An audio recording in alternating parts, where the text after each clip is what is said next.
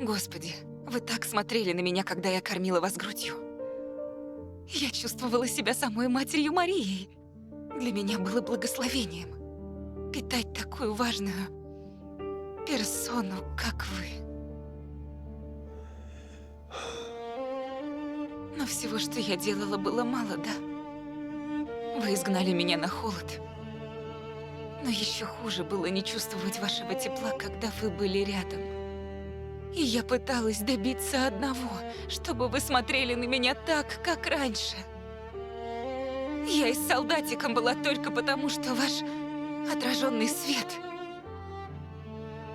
был лучше, чем полная тьма. Прошу вас, сэр. Я люблю вас. Нам всем нужна любовь, верно? Даже Богу.